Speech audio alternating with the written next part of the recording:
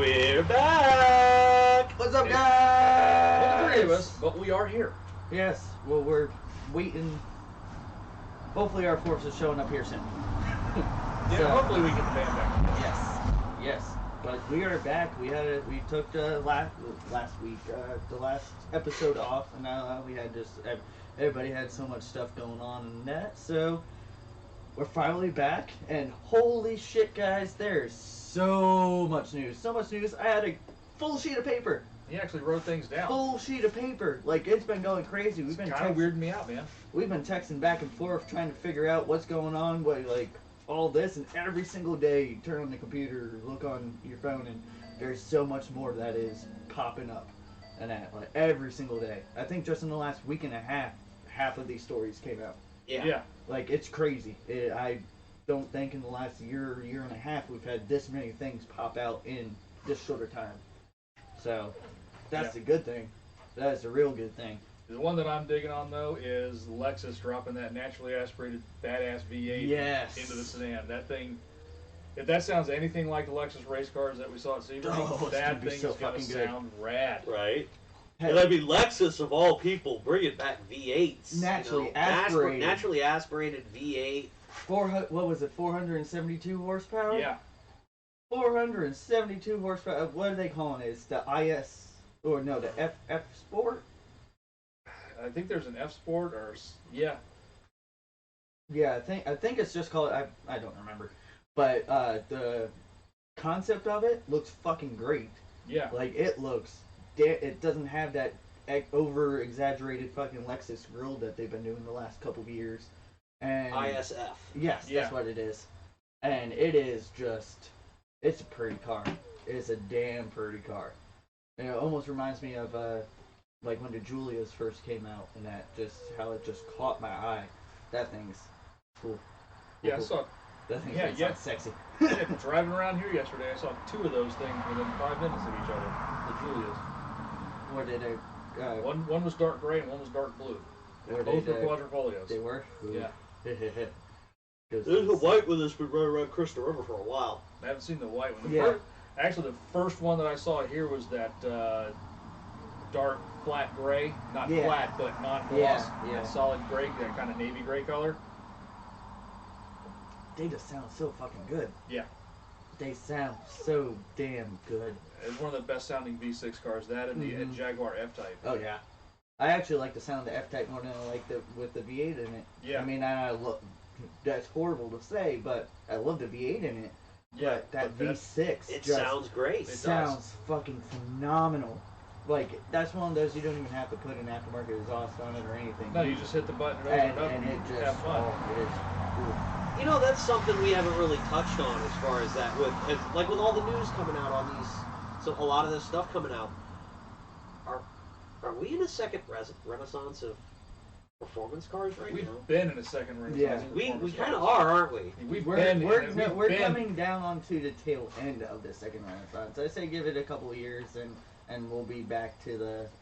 I mean, we've had a lot of cars in recent history that have been really, really good cars, like the S550 Mustang, for example. Yeah. That's been absolute smash. And the Gen 3 Coyote, I mean, you can buy a base model for a little over $30,000 with the 10-speed auto for 35 or just under 35 with the right deal. And push it out 8 years on a loan, and you're only paying $300 a month. But right out of the box, that thing's rated at 460 horsepower, but I don't ever say that thing's 500 horsepower all day long. Mm-hmm. Oh yeah, no, those Gen 3s are the new Corvette. I mean, we've got a mid-engine Corvette now. They're on halt right now, though. Lexus coming out with a V8. Naturally aspirated V8, which you know is going to be a screamer. It's going to be a higher F motor. That's the thing that's getting me the most, is the fact that it's a naturally aspirated V8. Right. Yeah. Because everyone else is doing, turbos. Yeah, it's basically, we thought with the big Mercedes was the last, big V8, naturally aspirated cars that we were going to get. Man, Lexus is throwing this in here. That's fucking good for them.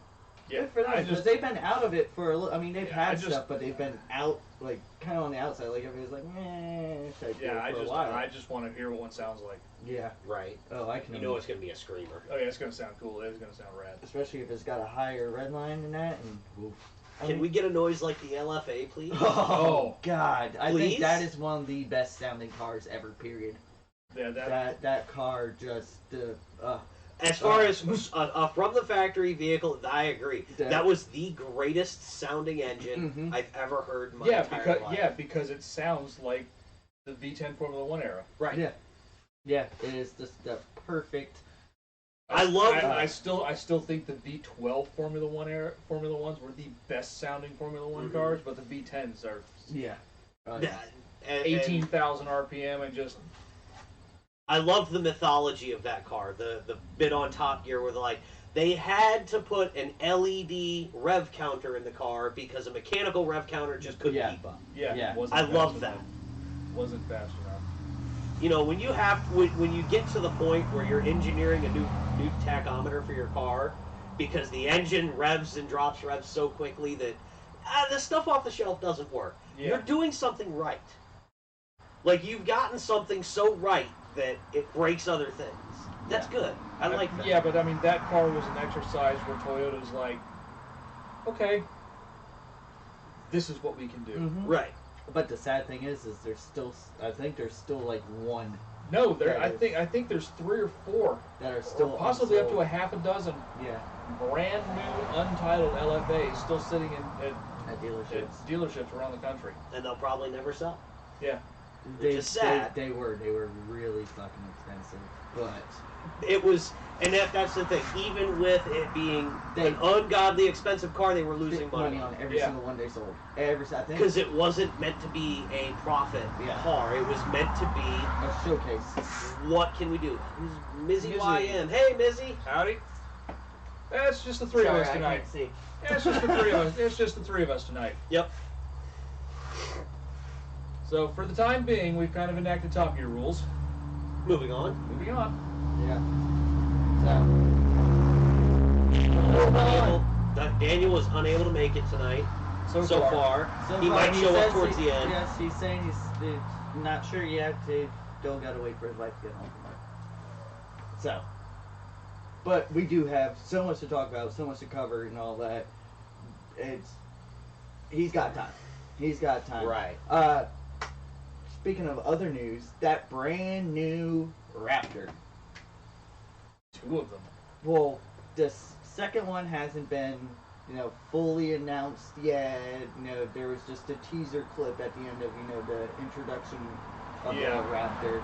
But just a new one. I mean, it comes standard with, I think it was 33 or 34 inch tires, but there's an option for 37 inch tires, which is the largest tires that has ever been fitted from the factory to a pickup truck. I think the Bronco, one of the Bronco versions, is going to be coming out with 37 inch tire as well. The Sasquatch package. Yeah.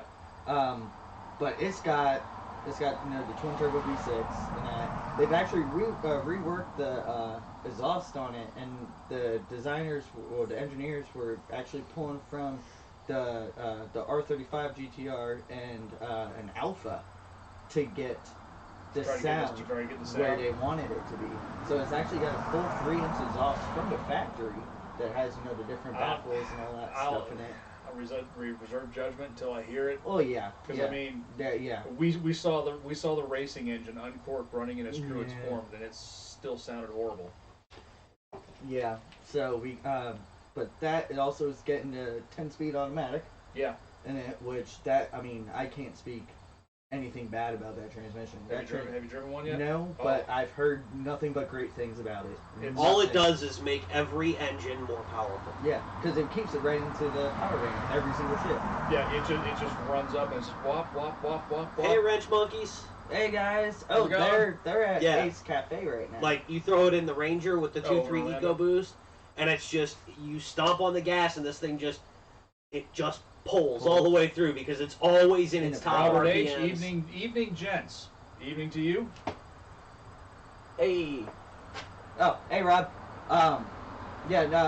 Wayne and Allie are over Yeah, at Ace Cafe. Ace Cafe. In Orlando. But the reason why is because they're doing their Drive to Florida rally that Wayne's been wrenching like crazy the last couple weeks, well, 2 weeks or so on the Miata. He got the AC hooked back up, got everything ready because they drove it to Orlando today. Tomorrow they go from Orlando to have lunch at Sebring, and then Nice. from Sebring I think somewhere like St. Pete, Naples, something like that. I know it's like that way. It's like a 300-mile trip. Wow. Yeah, so he's Nice. taking the road legal shopping cart, street legal shopping cart, fucking everywhere. It's an ambitious drive. Yeah, That's cool. yeah. Yeah, I mean, if you're gonna find a way to test the car and find out if something's gonna yes, break, that's the the way to do it. That will definitely Yeah. give it a test. Oh yeah. Yeah. Did you see the picture of his new shop check? Yes. Yeah. That is. Chris is super jealous because that's everything Chris has wanted to do. Yep. I am absolutely green with envy. Wayne, I want you to know I am super, super jealous of that truck, and please take me for a ride in it. Yeah, I'm going up there on Tuesday to go check it out. And when I drove, because they closed early today, so that way they could head over there. And when I drove by it too, I saw it sitting up there. And It looks so bitchin'. it looks fucking great. Like, that's exactly what I want. Dude, it looks fucking great. And I'm like, that is Robert awesome. says he misses the Ace Cafe. Oh Never yeah, been there. they're Never over been there. there. It They're sounds over like there. Sounds like a pretty rad place. It looks. I've never been there, but from the looks, there's car shows there all the time. I believe they do music there also, and I've heard that the food's really good. Yeah, that's. Yeah, it's like everything, Yeah. everything I like. I'm like, oh, music, oh, car shows, hey, food's good.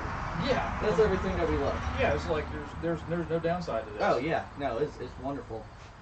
So getting back with the Raptor, shit, what did I write down? Oh yeah, 450 horsepower. Mhm. That's pretty good. And they reworked the shocks too. There's a whole new box setup onto it, and I think it gives it a little bit of extra, like slightly Travel? more Travel? lift, but yeah, but their travel is, I think, like they said, like there's almost like a foot extra travel compared to the previous generation, and so that thing's gonna be a serious fucking. And I think it's going to be just like the original Raptor. It's going to be one of the greatest automotive investments you can make, because the original Raptors, they held their value so well. Oh yeah. Yeah, Like- but you also know there's going to be one jackal that tries a 90-foot jump, like the one Oh, jackal of course. did with the original. But I'm saying the guys that bought those trucks, they would buy them, put 100,000 miles on them, and they were worth 10 grand less than what they paid for. Oh yeah. Yeah, Like, it's Robert said crazy. Steel Panther did a show at Yeah. So, okay, there we go. And Steel Panther. Oh yeah. Really, They nothing to not like here. the original Raptor, when that came out, the single cab short bed one, like stubby, wide, aggressive tires with a fucking 6.2 liter V8 in it, and just Right. I love that thing. Right. I love that thing so much. Like that thing should have never been 4-door or anything like that. They should have kept it that short bed, single cab. That. Did they do the single cab? I thought they did the super cab on those. Yeah, it was like the little slight, like I don't even think the back door. The cab and a opened. half. Yeah, no, they opened. No, I don't think on Yeah, the Raptors they did. opened. They opened the same way that all the super cabs open. They open reverse. I don't know, I've never been in the back of one. But anyway, they're cool. They're fucking cool. Like 5-foot bed, like you can't put shit in there, but goddamn, you can jump over a house. Yes. That's all it's good for. Jumping over a house, running over toddlers in a mall parking lot. It's great. You don't even feel them. Thank you, Fox Shocks. You kind of described running over yourself. I know. I know. So you Yeah, got and they're rumored to have another Yeah, the V8 R. version. The Yeah. R, Raptor R. from what I'm understanding, They were never available as a single cab. It was always either the 2+2 extended or the 4-door. okay. From my understanding, the R is supposed to be like the GT500 motor Yeah. ish type deal, and they're aiming for that 700 horsepower again, like with the Ram TRX. TRX. And that they're aiming for that. So yeah, imagine that. And yeah, it's going to be the same engine that's in the GT500. GT500. The Voodoo. no, it's not the Voodoo. Oh no, the fuck. What do they call that thing? There's another name for it. Hang on. I was gonna say because that's a 6.2 liter, right? No, the Voodoo is the flat. No. 5.2. No, the new GT500 has a 6.2, right? No, No, it's got the five. It's a 5.2 liter. but it's a cross line. Oh, okay. Yeah, they didn't say. They just said it was gonna be a V8 and hopefully up to 700 horsepower. Yeah. So. Well, like I said, that would pretty much be the GT500 engine. Yeah. So, can you imagine that? Predator. Predator. That's Yeah, what they call it. Predator engine. Yeah, it's going to have the Predator engine, which you named your super powered V8 supercharged 740 horsepower engine the same as the Harbor Freight lawnmower engine. Yeah. But you know Sorry. what? Sorry, you did that. The Harbor Freight fucking Predator engines. They're great. Exactly. So, I mean, And look at the people who have actually swapped those Predator engines into small Cars, I know. into freaking cars. Running Honda Civic off a Predator engine. oh shit! There was No, one, not the Mustang engine. The Harbor Freight engine. There was one guy that The did- Briggs and Stratton knockoff engine. Yeah, there was a guy that ended up taking one of those, and he had like a rock crawler, like a swamp buggy or something like that, and he ended up hooking it up to that, and with all the gear reduction in that, it fucking went through the mud and everything. Yeah. Full on big ass tires, all that shit, just fucking with all the reduction in it. Well, yeah, when you're 900,000 to 1 gear reduction, 5 horsepower is plenty. Yeah. Yeah. He fucking just whoop. I'm like, Jesus Christ. And then that dude ended up doing the free valve. Yeah, free valve shit. He ended up doing Developed that. his own free valve technology. Yeah, And he ended fitted up it to a doing, Miata. Yeah, he did it with a Predator engine first. Yeah. But he just did that with a Miata and actually got it running and driving. Yep. Like, that is... You see what else he built? Yeah, but that's also the guy that built the flat 6 powered Formula 1 car. Yeah. He yanked that out, and now he's dropping a Mercedes or BMW V12 into it. Mm-hmm. Because why He not? built his own Formula 1 car. Yeah. I want to be him one day. Yeah. Just I be want to like- build my own Formula 1 car. Why not? Yeah. You're like, hey, you know what? Take care, Wayne Alley. Have a good Bye, one. guys. Have fun tomorrow. Be safe. Bring it back in one piece. I just want to be able to go, you know what? I'm bored. I'm going to build a Formula 1 car. Right. And how much fun has that thing got? Like, Holy crap, that thing looks like fun. oh yeah. No, I saw that and I'm like, this guy has way too much time on his hands. And talent. Yeah. Yeah. I guess what they say, idle hands masturbate. I don't know. I think it's the Devil's Playground is something. Yeah, like yeah, something yeah, along those okay. lines. Yeah, masturbate. Yeah. Like the weather outside, rub it out, referee. Yeah. So, Alright. the SRT shit. Oh, yeah. And So- what is that thing? Stellantis has made it clear That if you last for more than 4 See your hours, doctor. go, Find yeah. out Stellantis. Yeah. So, as of right now, the SRT division for Chrysler is no more. Moving on. Now it's, but the thing is it's not that they're not making SRT cars anymore. It's The division has been folded into the rest Yeah. of the company. it's not like it's a standalone thing. It's a whole part of the company, and that What up, Will? where it will What's going on, Will? where it would be like if it was SVT being, going from being outside to dissolved inside Ford, which it over the years it basically has. So I mean, Yeah. it's kind of the same shit. Well, it's in Well, the sense of up until now, SVT was its own, or SRT was its Yeah. own division. They were in their own offices, in their own buildings. They had one director for the SRT division. He did all the SRT stuff. Kind of like Basic- AMG, right? He was Like they're an in-house tuning Yeah. company. yeah. Now, that has been dissolved, and the SRT badges will still be there, Yeah. but they won't be developed by this in-house tuning company. It's going to be whatever division is making this car is also going to develop their own SRT version, Yeah. Yeah. which means things are going to get watered down. Yeah. Although, because PSA had bought Opel and Vauxhall from GM, Mm-hmm. Now, they are rolled up into Stellantis, which you should see your doctor about. Wouldn't it be funny to see an ex-European General Motors car with a Hellcat engine from the factory? Would it not be hilarious to see a GM LS-derived engine under the hood of a Chrysler? just saying. It's a possibility now. They had the rights to those engines, which means they could fold that into there. So Stellantis will be the company to help us swap the world. Oh God, I never thought of That's that. what's happening. I never thought of that. We need to be careful with this. This is how you end up in a zombie apocalypse. Why is the FBI calling me right now? FBI, open up! Like, dude, holy shit, I never thought about that. Like, You're welcome. yo, dude, we could also get a lot of Opel fucking cadets. Actually, some of the Vauxhalls in that were sold in Europe were rebadged Holdens. Yeah. But of course, there's no Holden anymore. Yeah. Not like what there was, not an actual Holden. Yeah.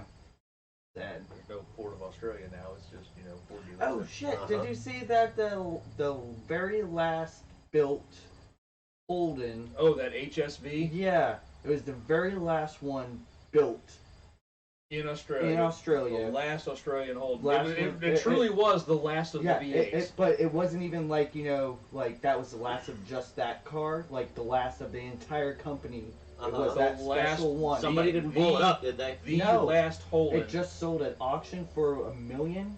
A lot.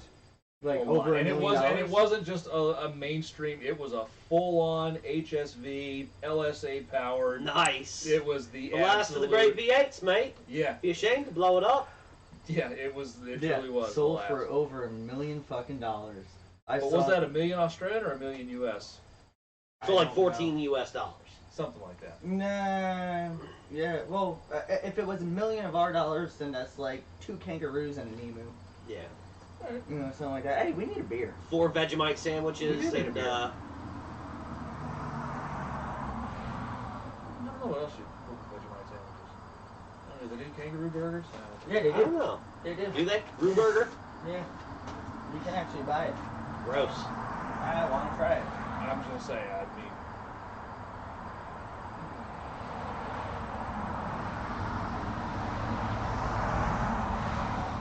Yeah, we're busy tonight. okay, so if it were $1 million US, $1 million US would be 770,000 Australian dollars. Oh, so their dollars are worth more than ours No, now? there's. Wait a minute. No, there's our dollar. Or wait a minute, their dollars were 77 US cents. Excuse me. Okay. So yeah. If it was $1 million, Australian, it would be 770,000 US. At least by today's exchange rate.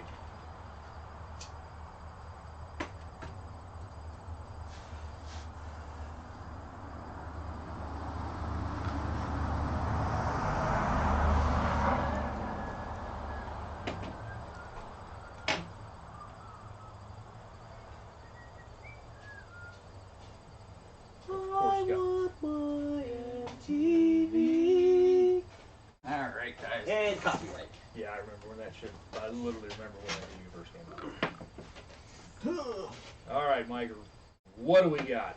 We got you. So everybody on Fancy Pistons and that watches it knows how much I love my Iron Maiden beers, and that we have had. Well, I've made y'all try every single one, We've been hit or miss on them. and I love them all except Light Brigade. Light Brigade, and I think we were all on the same page. That Yeah. Light Brigade was. But besides that, all the the regular Trooper, the English ale. I was digging on the black and tan. Yeah, red and black. Yeah, the red and black. That was good. But this one is their new one, and it is Fear of the Dark. It is 4.5%, and it is Fear of the Dark, a 4.5 ABV, dark roasted, full bodied, and rich stout with chocolate notes, created by Bruce Dickinson and Robinson's head brewer Martin Weeks. Fear of the Dark is the first stout in sorry, it's hard to read. is the first stout in the can you give me like there we go. Is the first stout in the Trooper's range and takes its name from the Iron Maiden iconic song of the same name. Sorry, it's Blue Label, Black Writing. It's poor choice on that, but really cool. They don't expect drunk people to actually read that shit. No. Well, we're not drunk yet, so. Yeah, well. I was gonna say, I even had coffee in the shower and water. Look at me, Sabrina. I drink water. Who are you and what have you done with Mike? I don't know. Did it bring back memories of your childhood when you drank water? Yeah. Okay. Okay, I'm liking the color here. It's like some nice dark coloring. And then I'm going to be drinking out of my 1991 Western Cup champion, Super dark. Dale Earnhardt. I gotta Stein. show this to the I was camera. going to say, Oh wow, yeah, it's pretty damn dark. There is no light going through that. Dude, look. yeah. I mean, Hey. there's no light going through No, that no. whatsoever. Look. Here, show off Yeah. the bottle. Oh, yeah. I am. Yeah, I cannot complain about this so far. Smells good. Perfect. It is a really cool album art. Like, I fucking love that album art. That's really good. I mean, Maiden's always had kick-ass. So, and like I said, I'm doing it for Dale. Doing it for Dale. It's one of those are like, that's like for display purposes only. I'm like, fuck Well, no. no, I'm drinking out of it. Well, it's on display right now. Yeah. Ooh.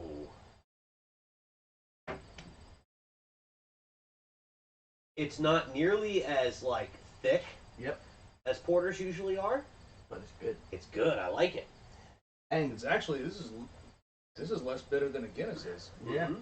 And you at the very That's the very And tail end. it finishes clean as Yeah, Ooh. but the pie. very tail end, that little like twing, and it tastes. That little twing is the reminiscence of the regular Trooper, the English ale. Yeah. Has that same little twing at the end. It's just something that Robinson's does, and yeah, I It's- like that. I I like that a lot. Yes. I gotta give a shout out to my friend AJ who sent me a picture of a bottle and he said, "Look what I found," and I was like, "Get me a bottle." And Yes. and he's like, "Okay," and he came up last Saturday for just to hang out for my birthday, and he was like, "Here you go." He's like, "I got two," and I'm like, "Okay." I'm like, "Well, here, we'll split one and all that," and I'm like, "And then we'll open up the other one." He's like, "Well, I already had it." He's like, "You want to just keep both?" I'm like, "Yes." And so we split the one. He's like, are you gonna drink the other one like tomorrow? And I'm like, "No, I'm saving it for Friday." That's one of those, if I could find it again, I would buy it. Absolutely. Yes. Tip to AJ for finding that. That's So fantastic. shit, I don't remember where he got. He's down in Dunedin, and hell, I think it might have been Total Wine down in Dunedin. or something Yeah, I was like gonna that. say, yeah, like I said, I didn't see any Iron Maiden beers when I was up at the Yeah. Gainesville one today.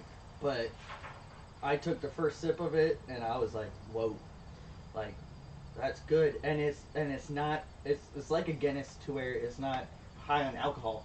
Yeah. Like it's not like some of the stouts that are fucking 6-7%. Right. Like it's only 4.5. It's a nice clean beer. Yeah, it is for real. It's good. Now, here's my only problem. Now I want a steak. Yeah. No, this is a perfect steak. That's a steak This is a beer. perfect steak beer. Absolutely. Yeah, you're not wrong. It is perfect. It is perfect for that. Like if you had a nice juicy steak, just the juices paired with this. Well, use this as a to cook with. To do like a little reduce or something like that as like a marinade. Right? That would be good. I feel like that would be underutilizing this beer. You use something like Guinness for something like that. This would be better to pair it with the steak. Yeah. Will says R.I.P. SRT. Yeah. Yeah. Pretty much. He's not wrong. Yeah. He is not wrong. Yeah. No, it's one of those. How many people got one on it now? Yeah, so that's the one thing that Dodge has been doing right for the past, 10 years or so It started is in 2003. Yeah. But I mean, it's the thing they've been doing right the past 10 years. It's the one thing that's worked for them. Yeah. Because, well, as we all know, Chrysler hasn't been able to make a genuine money-making cheap car that people like to buy Yeah. for how long? So Hellcat everything. So they've just decided, fuck it, put the Hellcat motor in everything. Like the Wrangler. Right. Oh, there's a new Wrangler coming Yeah, out. the 392. The 39. Yeah, it's coming out, I think, this month. End of next month. They had to do something. You mean they finally put a decent engine in the Wrangler? The 392. About time. Yeah. Because those Chrysler it's gonna cost you V6s, $70,000. ever since they got rid of the 4 Yeah, liter, but you know damn well the first ones are going to sell for way more than that. You know Yeah. there's going to be markets Yeah. on them. ever since they got rid of the 4 liter, Oh yeah. the Wrangler They has had just the 3.6 struggled. and then the 3.7. And, Uh-huh. Yeah, those were all the Pentastar engines, right? Yeah. Yeah, those They aren't were good. bad. Yeah, Like, I drove multiples of those, and they suck. they can't even get out of their own way. Like, you're driving it, you push on the gas, and you're like, Do wait, something. where'd it go? Where's my motor? Come on! Do Come on, something. do something! You're poking it with a stick going, come Come on! on. Make Come horsepower! on. Move. You can do it, little friend. I mean, like, no joke, can't get out of their own way Yeah, slow. no, they suck. I know a couple people that have had them, and like they have full on traded the new ones in to go get an old one with a 4 liter into it. Yeah, Spend the same money. Spend Yeah. the same money on the shit, but yeah, that old 4-liter straight six was just an unbeatable engine. oh yeah. Well, it's like the 300 straight six. Yeah. And that, they didn't have all that power and that, but they had good torque. They were reliable fucking motors. Yes, Yeah, but they also leaked oil, but they fucking kept on going. Yeah, but the thing about the engines like that is they were not just used in automobiles; they were used in boats and industrial Mhm. applications and Uh-huh. all kinds of stuff. So, they were used in applications where they were run at a steady state for days at a time. Mhm. Well, like the 300 straight six was Yeah. developed as a generator Yeah. engine. Yeah, just meant to do work. It was meant to be started, spun up to 3,000 RPMs, And and stay left there for 48 to 72 hours at a time Mhm. Yeah. without ever throttling down or cooling off or anything. Yeah, just made to do work.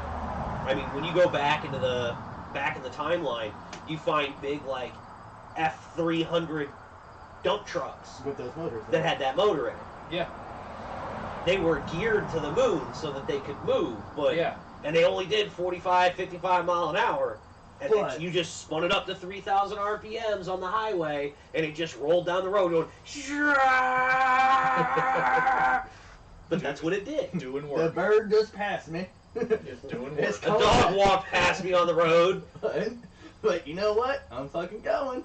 Yeah, no, that I'm actually happy that they're putting a V8 into that.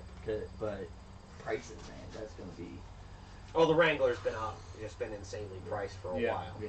You know, just getting into a Base model of base model models. Wrangler, Not even a 4-wheel drive. Just a fucking you're talking about 30 grand. yeah. And then you want a 4-wheel. You want a 4-wheel drive? Oh, 40 grand All right, base we're model. talking 40 grand now. Yeah. That's something that has no fucking options at all. Like, Right. None. And then if I were to get one, that's how I would get it. Yeah. Oh, I read- want the read- most base model of base models for a Wrangler. You know why? Less stuff to break when I sink it. Yeah. Mhm. I also read that apparently the Bronco will finally actually go into production. I think March 29 is going to start production date of the new Bronco. The Bronco. Yeah. Not Bronco Sport. I know they And the Bronco Sports has had a recall on them already for apparently they put the wrong control arms in a bunch of them. It happens. Yeah. Well, it's like with It's the, not something you can nitpick for any one guy or any one company. or all companies have every these company things. has those well, problems. it's Yeah. well, it's just like with the RSs with the head gasket issues and that. Well, it was because they put the Mustang, the they put Mustang head Mustang gasket gaskets onto in it, it. Right. which again, that's something, and it's one of those like it was barely just covering the one water jacket and Mhm. causing the thing. I mean, just barely, but just that enough to where it would end up popping the head gasket. Right. To where when That you're engine- when you're in an assembly line and you put it together, like that. That's close. It's close. Like you can't, blame, one person. Like you said, like blame one person being like, oh, hey, you put the wrong one. You hold them side by side. They're almost damn near identical. Well, it's not even that. It's Well, I mean, the person on the line just takes the parts that Yeah. they're given and puts it Yeah. together. So. I was about to say, he got handed the box and he said, "Here's your head gaskets." He went, "Okay," and he started slapping them together. Yeah. If that's even somebody actually physically putting that on themselves, if it's not a robot. Yeah. And a robot's not going to check. Yeah. Yeah, I don't know. The 2.3 engine, that open deck design makes me nervous anyway. You're gonna take an open deck motor and throw a bunch of boost at it. They do seem to hold up well in Yeah, but still, a lot of them. But I do see the really high horsepower builds that are putting phenolic spacers down in there to stabilize the top of the top of the cylinder to keep them from walking around Right. and wrecking the head gasket. That's any open Open deck design. Open deck But like I design said, I mean, like that. open deck and naturally aspirated is one thing, but open deck with boost is something else entirely. Right. We're putting a lot more stress on stuff. And obviously, I mean, 4 cylinders are not the most naturally balanced engine anyway. No. You know, they do tend to shake and travel and roll a bit, so Yeah. that's a lot of harmonics in there. Now you've got the entire cylinder just kind of sitting in there, just Right. Mm-hmm. Actually, to me, it's not even what it's doing under the cylinder and the head gasket that really worries me. It's what it's doing at the bottom of the casting above the crank. Right. Yeah. Moving Is around. that cylinder moving around enough to start cracking stuff? Exactly. Mm-hmm. Which is why you see, when they go any kind of high horsepower, you see phenolic spacers come out. Yeah. To Because stabilize. you've got to stabilize Yep. that. So, Look at us. We're using fancy words tonight. exactly. We're talking about, whoa, guys, come on. All right. Somebody needs to say something stupid, because we just said a whole bunch of science shit. Yeah. Want to do burnouts? That's an actual question. Have you You met doing us? Cobra burnouts? Let's go. Have you met us? Have you seen a chocolate milk in it? Have you met us? Is it bad? Oh, God, it looks like this. Oh, Actually, really? no, it looks But like a that's- fucking milk stout. But that's the Oh. thing. Does it happen while it's running, or does it happen after you shut it off? No, I just pulled a dipstick out when it was fucking sitting there, and it's fucking. That's what I'm saying though. Is the coolant leaking in I while don't it's know. No, running, as it, or is as it was, after you shut it off and as it's cooling down? When that I don't know, because all I know is from when we had it running and that for the 30, 40 minutes and that was the last time it started. And remember, we filled all the water up and all that. And now all the water's gone? No, all the water's higher. Remember how we had it at the fill line? Yeah? Well, now it's at the very top as soon as you take the cap off, and now it's chocolate milk and Weird. and oil. That's odd.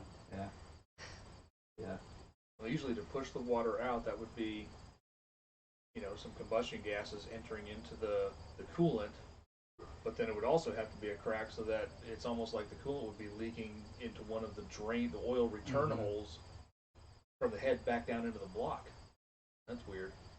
That would be now. I kind of want to pull the heads off to see what the gasket looks like. Right? No, I'm doing. We've been reading so many forums, videos, all that stuff. Sabrina's the one that wants to pull the heads off of that. And everything I've seen, it's actually not that bad. Yeah. I mean, radiator, all that's got to come out. The Front accessories, front cover off. Front of that, and then the upper intake. And once you get all that stuff off, it's head bolts. They're torque to yield, so the new head gasket kit actually comes with all brand new head bolts. And I will say, if you're going to have it that far apart, you might as well put new chains in it. New chains and new guides. Yeah. And also the tensioner on the passenger side of the engine, the oil pump tensioner for that side of the chain, because the early ones, and yours is early enough to do this. That rattling that we heard when we first crank it up. For $100, I can do both tensioners. Yeah. Both tensioners. But usually it's the passenger side one that was the bad. But like I said, whatever you buy now, the OEM part, it's an updated piece. Yeah. They did update them because, Yeah. like I said, my Mark 8 was the same thing, just with cast internals, and that was just sort of a known issue of the early 4Cams. But I do miss those motors, jewels of an engine. They are. They're fancy. For the time that they came out, I mean, They're like I fancy. said, compared to now, like everybody can have shit like that. But I mean, it like I said, it came out 1993 in the Mark 8. Yeah. And it's. I mean, we're gonna pull it apart and see. So, car spotting. What have you guys seen interesting this week out on the roads? Oh, fuck! What did I just see? God damn it! I And to see a Porsche 911. Have I seen anything else interesting?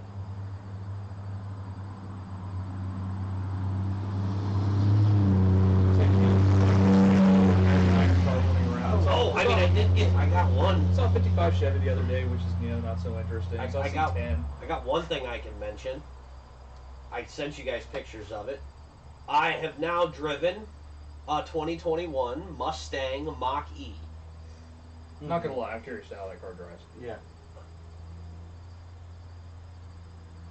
It's better than I thought. It appearance-wise, it's way better than I thought too.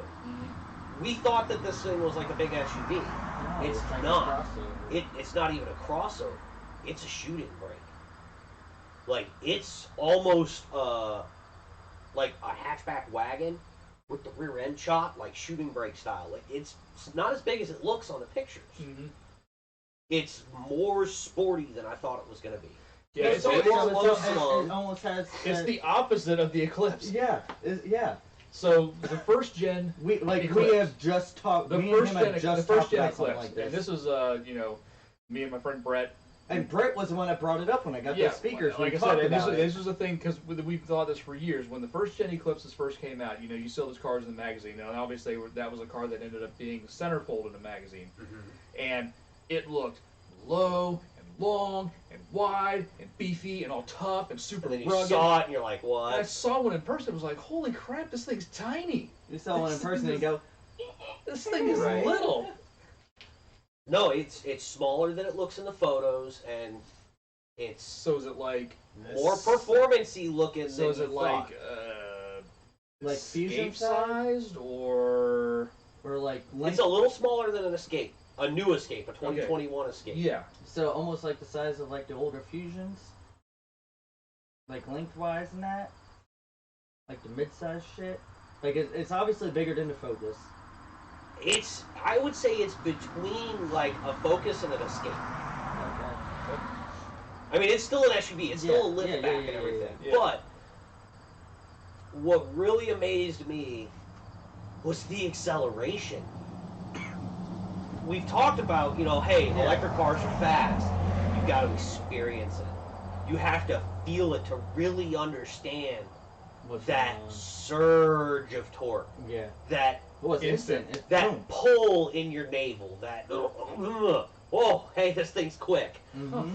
My innards just smashed around my spine. Right? No, like you feel your organs push back a little bit. And you're like, holy shit! Well, it's like when you're driving a RC car. You pull the trigger and it might not go super fast, but goddamn, it gets to the top speed, fucking boom. Right? Yeah, It's instantly. fucking boom. There you go. And I mean, they are genuinely fast. To quote Jeremy Clarkson, it just fucks off. Yeah. But yeah, no, I'm very curious on I was shocked. I'm very curious. Like, cause I was one of the detractors to a point. Like, I'm all for, hey, release an electric Mustang so that you can put more money into the Mustang. I'm cool with that. But don't expect me to buy one. Now I'm going, Mm-hmm. yeah, maybe. Listen, you get me a good payment on one, I'd be okay with it. Mhm. Never have to stop for gas, I'm down. This thing would rip bets apart from a line, I'm down. Especially the GT one. That was almost 500 horsepower, 400 like some- 700 yeah. fucking torque. And that's the thing, the one I drove was not that model. Yeah. That was Yeah. the, That one's not even out yet. yeah, the one I drove is the What's the 350 horsepower model. And that 350 horsepower, it's all there. Every last bit of it. Damn. And 200-mile range. That's not bad. Almost 300. Yeah.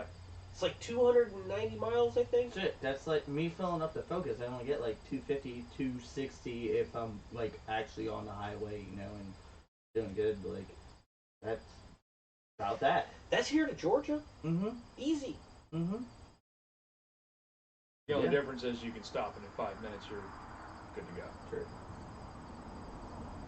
But I mean, that puts the electric car into anybody's wheelhouse as far as a daily car. Yeah. Mhm. Like, if I worked in Tampa, I could drive it to Tampa and back every day. Yeah. Oh yeah. Yeah, not worry about it. Right.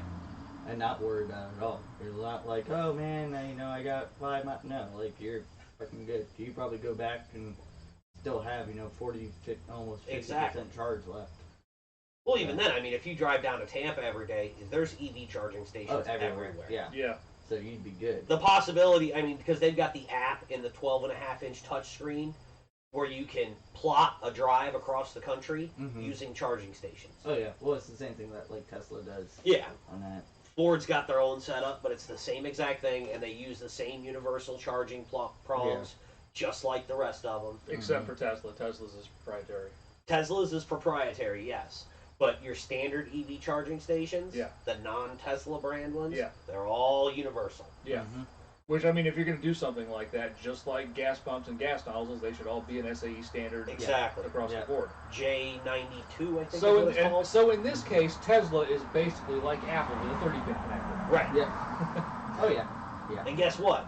If that continues on like that, Tesla will be forced to adapt. Uh huh. You know they will. Because the other companies are coming. GM's promising electric vehicles, all electric vehicles. Ford's got an all electric vehicle. Shit, before we go into that, because that is another thing on my list, let me grab the other beer. Let me grab the other beer. And because we got a couple EV Okay. companies, mainstream companies that are trying to go full EV. Right. And then also I got another car spotting one. Even, I mean, Ford coming out with the power boost. Yeah. Oh, there are people in that ice storm in Texas. There were people that were using their F-150s to power the stuff in their house. Mm-hmm. Well, it's, so your standard F-150 with the Pro Power onboard, you can get up to 1,400 watts of power. Yeah, something like that. I mean, From the standard F-150, not Yeah. the power boost. The standard non-hybrid F-150. And then the hybrid, I think it's 7,000 watts of power you can pull off of it. Yeah, I mean, and just running the thing. People were reporting that they were using the things for a couple days, 2-3 days at a time, and actually not burning any more, if not less, fuel than what they would do with a standard, similar size, just gas-powered generator. Well, and that's the beauty of that. Say you're an avid camper, Yeah, okay? And at the end of the day, you park your trailer, you tow it with your F-150, and you want to park it for the day, and you want to use that to power your camper. yeah, you can. You can power it with your camper, and you don't have to have some super noisy Yeah. single cylinder generator sitting off to the side keeping you up all night. Yeah, you've got your truck that Yeah. all night, and it burns less gas than one of those little generators Yeah. because it works on the principle of it starts up and charges the battery. The power boost. With the new hybrid. Ooh. Yeah, right? F-150, Ooh. correct? Is that what you're talking about? Yes. Before we read this really quick, Actually, there's no description on this. car spotting. The other day, I did see as I was leaving work the weirdest fucking car to see in fucking Citrus County. A brand new F-150 Raptor, Shelby Raptor. Yeah, that is. Lifted color a was bit it? higher, black with the black roll bar, like the old school kind of style roll bar in the back, but modernized, with two giant ass fucking Baja tires mounted in the back, That's how they Nice. come. and that giant fucking tires on it, and you could tell it had different suspension on it than the regular Raptor, because as this thing's turning from 580, Yeah. not 581, Look at that color. from Croft onto This- 486, as it's turning left, you see the truck do this. Full on lean with the full on Wow. Baja lean. Wow. Look at that. Look at. Okay, so Yes. sorry, I was talking about my Raptor. What is this? Oh, I still got it. So we've got Real Slow Irish Red Ale from 81 Bay Brewing. Company. I believe this is Florida. Tampa. Yep. 81 Bay Brewing Company in Tampa, Florida. 2020 won the award for the best large brewery in Florida. 81 Bay. Yeah, I've so never heard of them before. Me neither. neither have I. I love the fucking artwork, Yeah, dude. it's 5.5% ABV, and this is. I kind of decided, you know what? I haven't done a red in a while, so I want to go for a red, and this one looked cool. And it's a Florida brewery. Ooh, it smells good. Yeah, I think I got a tiny bit of foam in there. That artwork is fucking The great. artwork is freaking rad. The color of this is amazing. It's slightly hazy.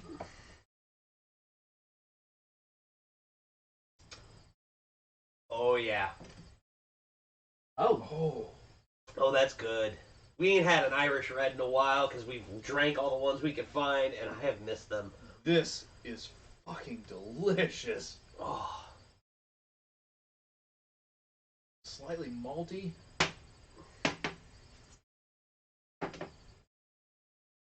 Low on the hops. Very low on the hops. This is way good less. caramel flavoring. This is way less on the hop than anything. Like I think the Robonaut Red was kind of the highest on sort of the hop area of it.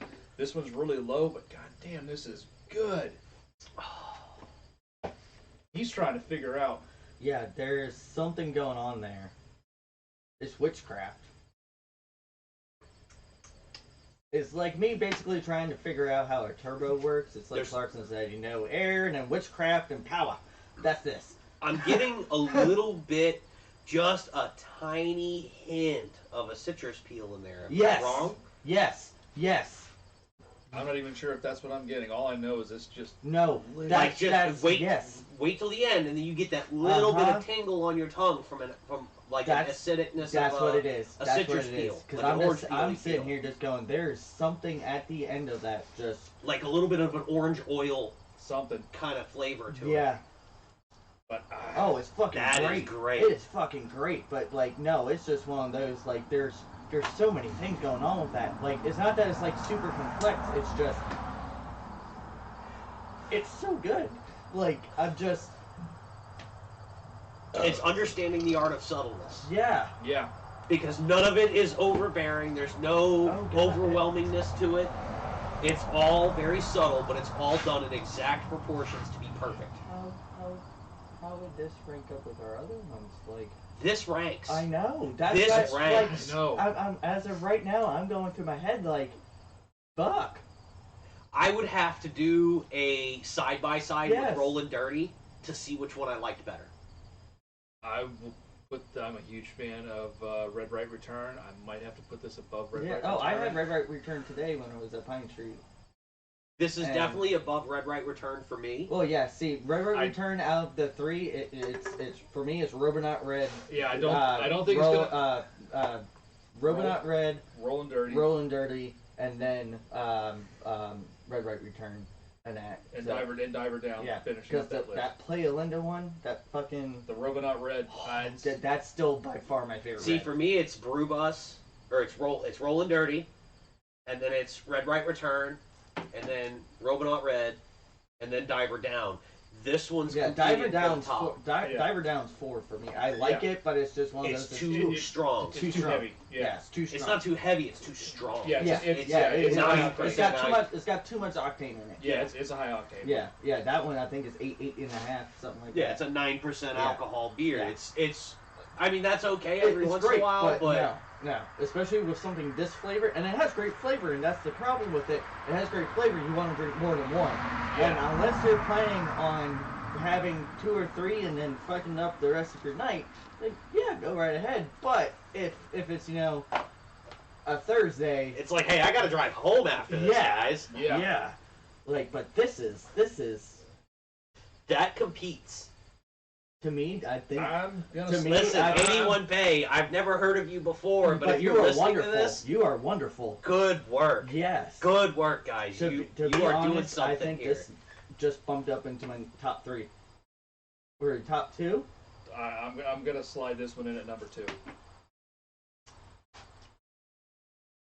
I would have to have another Yeah. Rollin' Dirty right next to it to be able Yeah. to determine which one I liked best. Yeah, because that's basically that's what it is. Right now for me, definitely just having Red Right Return a bunch of times this has beat Red Right Return, so this is definitely sitting at my number 3 of Reds.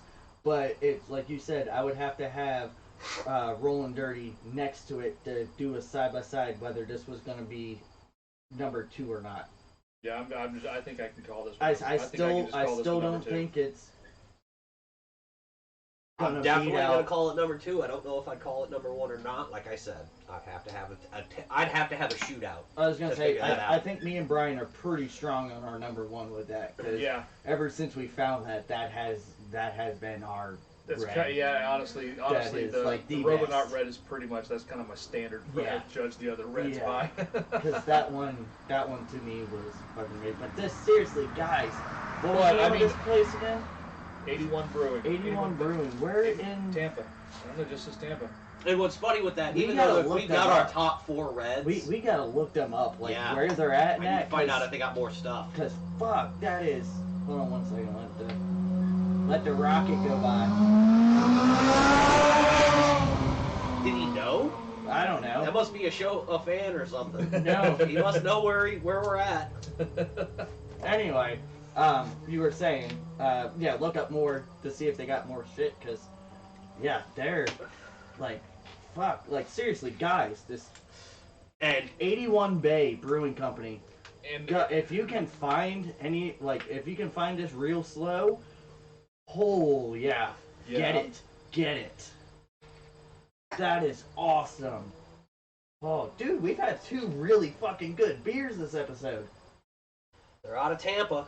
yes, they are. 81brewco.com. Does it have an address? Where in Tampa? Yes. 4465 West Gandy Boulevard. Oh shit, dude, yeah. Alright. Call them at 813-837-BREW. Brew. It looks like they have a storefront. Hey, you know what the great thing is with this? We still got 3 left, so that I- we can all have. Woot. we can I all- love their line right on the front of the website. Technically, beer is a solution. According to science, It here is. is a solution. It absolutely is. It is a chemical solution. And that's the one thing. So we're talking about, where this ranks on our Reds. Yeah. I want to make sure we put that asterisk in that we're not recommending this over another Red. All of the Reds we just listed are recommendable. amazing. Yeah, no, yeah. Those are our top that- beers, yeah. and if this one edges the other one out, it's not because it's monumentally better. It's just there's increments, It and is very when we came up with our top 3, top 4 in that, it was hard. Yeah. Like I think even didn't after we have to do a subset of this is our favorite Reds and this is our favorite porters? Because Yeah. when we did the top 3, our top 3 were all 3 Reds. yeah, All and- 3 of us chose the same 3 beer in different Yeah. orders. It's one of those to where they're so close, but they all have a subtle difference. But it's just they're each you're able to have all 3 or 4 and be able to tell which one is which. Right. Yeah, they're all different, but they're all so damn good. Yeah, and it's one of those our top beers are pretty much Reds. I mean, Yeah. we've Except had for Hawaiian Lion. yeah, oh yeah, but it's still one of those. I would put my top 3 Reds over Hawaiian Lion, and I love Hawaiian Lion, but still my top 3 Reds I would still rather have over a Hawaiian Lion. This and Robonaut are Reds you can enjoy in the summertime. Yeah, because you're not. It's You not know what I mean. overpoweringly alcoholic. Yeah. But it's fucking good. It's fucking good. Damn. Yeah. Oh yeah. So I went to the promised land and I brought Good back. job. Yes. sir. Thank you for going to the promised land. I went to the promised land and I brought the goods. Yeah. God, that's good. Like I said, we still got some more, so if you. No joke. I mean, anytime if somebody looks at me and just says, "Imagine the perfect beer," I mean, we're here. We've done it. Yeah, I mean, We've It- reached the mountaintop. We're You good. can be a stout person, you can be a porter person, you can be an IPA person.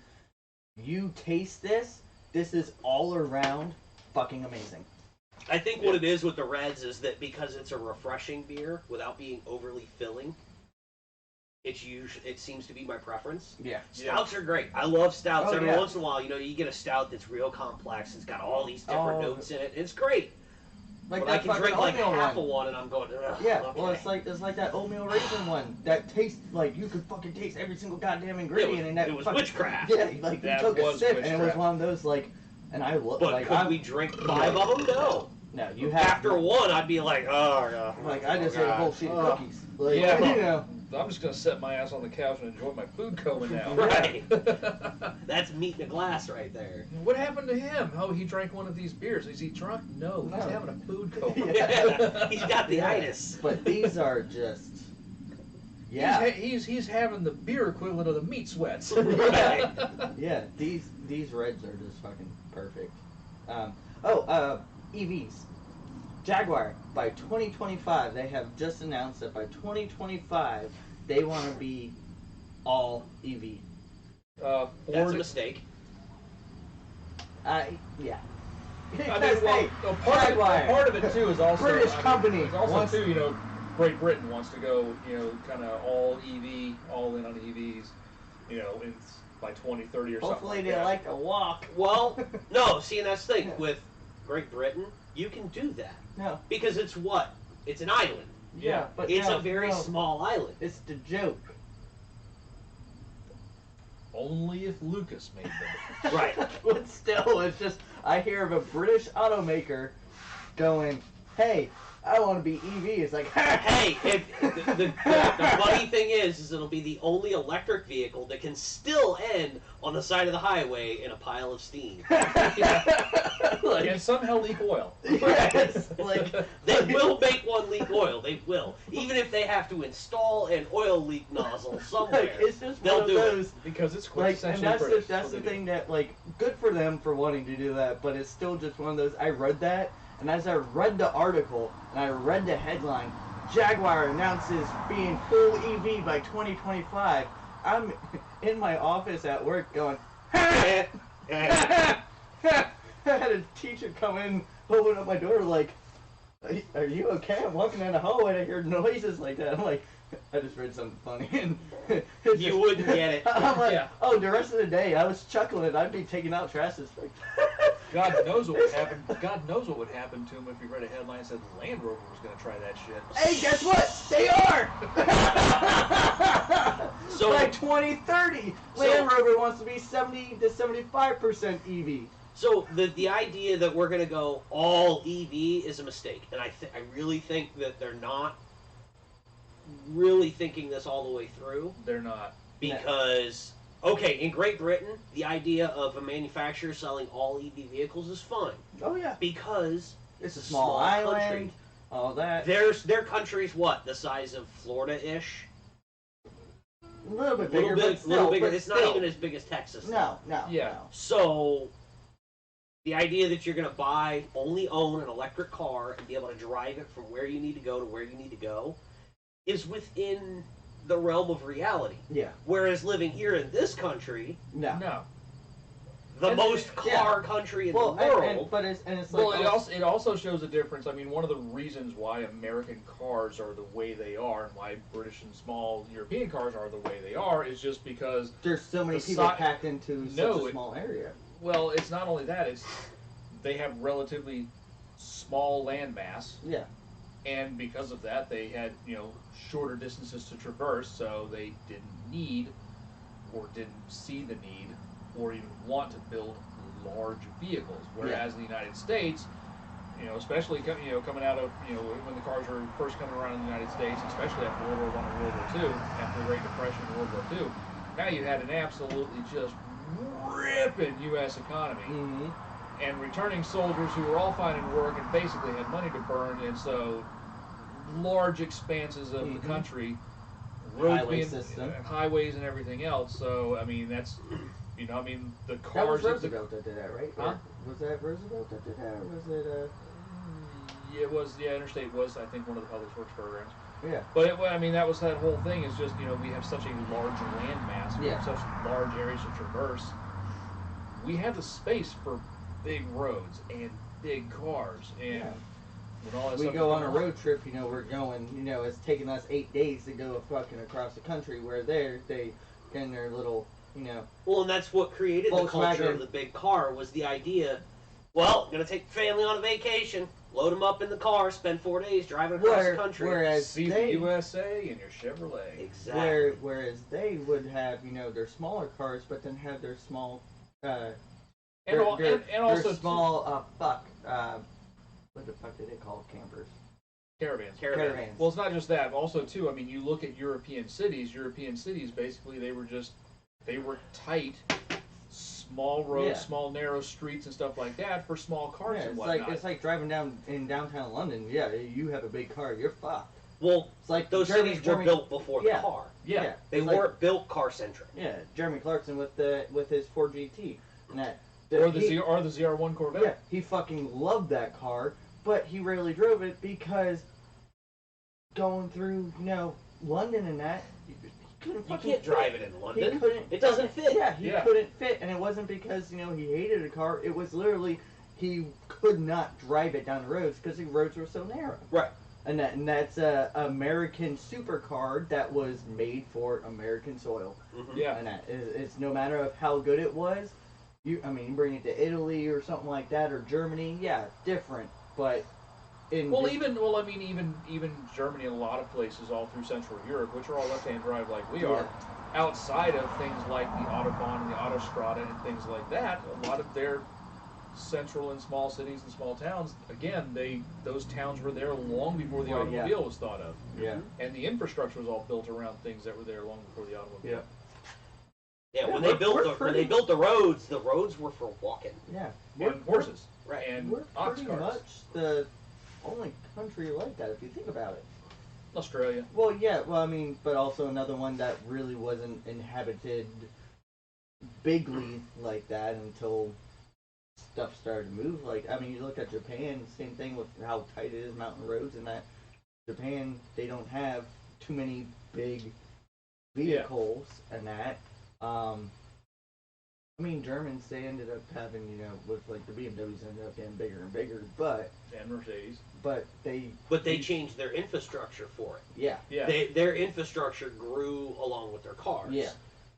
After World War II, we had literally basically scrubbed their infrastructure clean at that point. So they had a clean slate. Right. Well, the Autobahn was definitely that was a Nazi project. That was a Hitler project. So there was that. But but the rest of the stuff, like I said, there's towns and cities and just leveled, from carpet bombing and things like that. Germany was left in ruins after World War II. So when they rebuilt, they were able to basically kind of build over the small cart paths that they had, and they were able to build bigger. Yeah. That's a good history thing. Well, it's the same reason why in the 80s Japan took over the manufacturing dominance of the world, was because we basically scrubbed their country clean in World War II, and they built all new factories and an all new infrastructure. Yep. With our help. And then they competed against our old and crumbling infrastructure, because our factories were still the factories from World War One. And honestly, it wasn't just the factories. It was also the thinking. Yeah. The thinking was there as well. Yeah. Yeah, it was definitely the thinking, and that, you look at OPEC decided to stop pumping oil, and there was tankers sitting off. They couldn't come into the U.S. and all that other stuff. The gas prices, fuel prices, and all that stuff that happened in the 70s. So the U.S. automakers decided to make these small cars, and what did they make? The Vega, the Pinto. Garbage. Yeah, garbage. Shit boxes. And then you compare that to the Japanese cars. Yeah, the Japanese cars rusted out because they didn't have as good a steel. Yeah. But when you look at these cars, they were better engineered. They were screwed together really well. They were serviceable. Oh yeah. And they worked. Yeah. Well, hell, it's like you always said. You had a Mustang 2, and then also a Celica. Yeah. From basically same year. Almost. The refinement in engineering was leaps and bounds ahead of what we were doing. Like I said, if someone the Mustang didn't rust out. like this Celica did, but Yeah, goddamn, But it rattled from day one. Yeah, totally I mean, fucking and different. you could feel the extra mass in it. I mean, you could just, like I said, I mean, I drove those cars back, side by side, and had to wrench on them side by side because they were just old cars. Mm-hmm. They weren't collectible, they weren't cool. It was just a car to get back and forth to high school and back and forth to my big job. Yeah. That's what they were for. But to this day now, if someone were to give me the chance of having a fully restored Mustang 2 or a Cobra 2 or a Survivor Celica, I'll take the Celica all day long and twice on Sundays because it's a better car. Yeah. It's better engineered. It's better put together. It's just all around better. Well, and a big part of that was the U.S. automakers were still all the way entrenched in the LeMays era. Yeah. Well, these were just coming into the Malaise era. This was, I mean, like I said, these were Malaise, not LeMays. Yeah, the Malaise era cars. I mean, they were just this is the 70s is when they started to get into the full Malaise era stuff. Yeah, that's right. Because of the result of OPEC and also emission standards. That's when they started cutting down the power, and they were still big, and then they were slow, and then. But look at how they responded to that. They didn't take it as a challenge.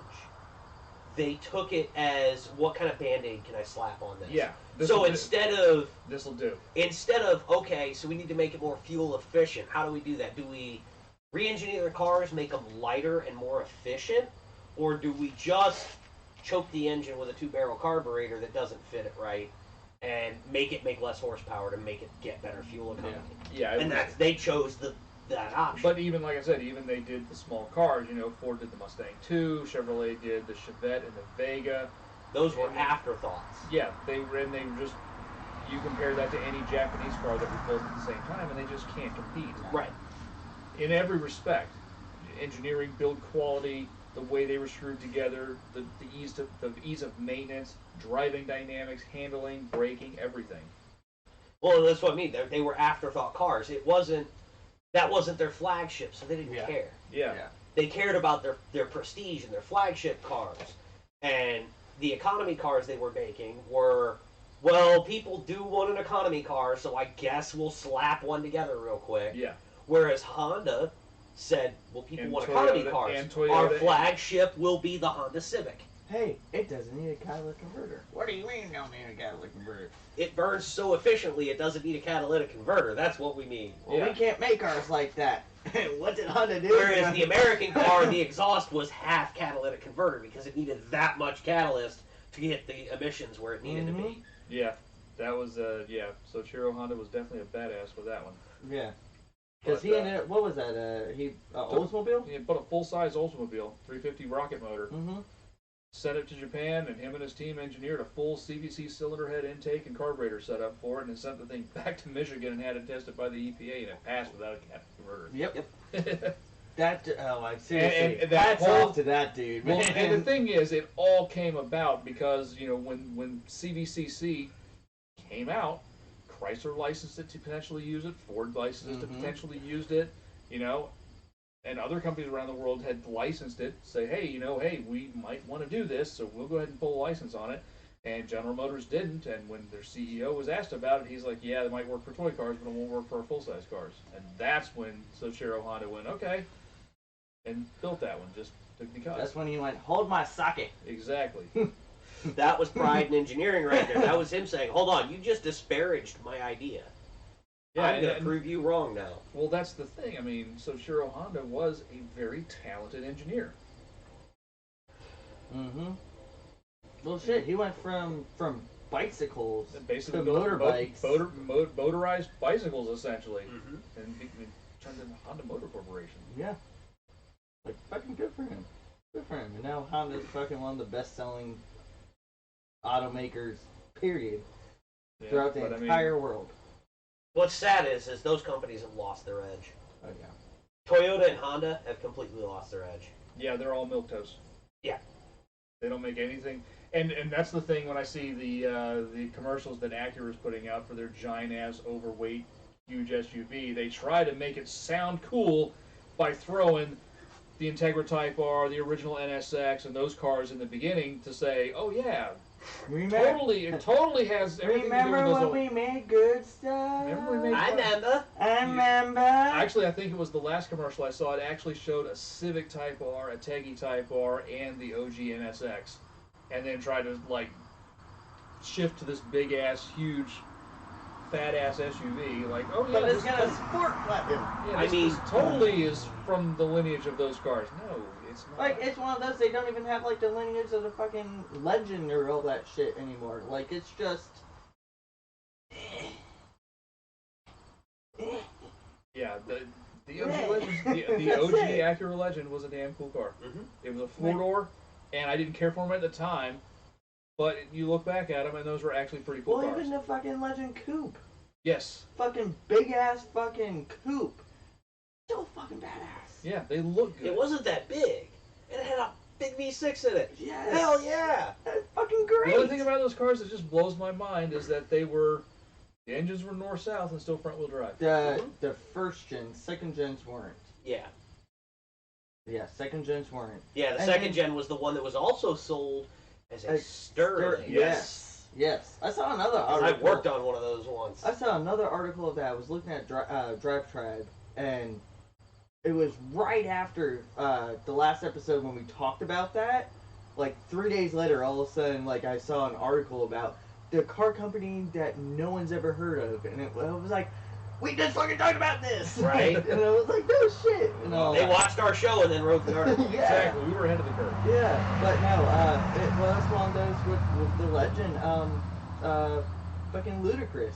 He still has He still has his his, Acura Legend. yeah, his Yep. Acura Legend. He just got it like fully But that was restored also the and that. but the Legend was the last car that Acura built that had an actual name. Yeah, everything else After was everything Everything after- else has been a model It's designation. been all alphabet soup. yeah. But I just thought it was cool that even after all his money, hype, all that stuff, he ended And all up the other cars, he still has he his Acura still Legend. had it and that because he loved it so much. Yeah. Like, that says something about the brand at the time and the car. Like, this dude went from that to, making millions and millions and millions of dollars, movies, music, all that stuff. He still kept that old Acura Legend and then finally had it redone because he loved that car. Like, that says something. I read something that what's his face from that '70s show bought the wagon and still has it. Topher Grace. No, the other guy. Go around with Wilmer. Oh, yeah. Apparently Yeah. when the show ended, he was like Fez. he was like, "What are you gonna do with the car?" And they're like, "We're just gonna sell it." So he bought it and he still has it.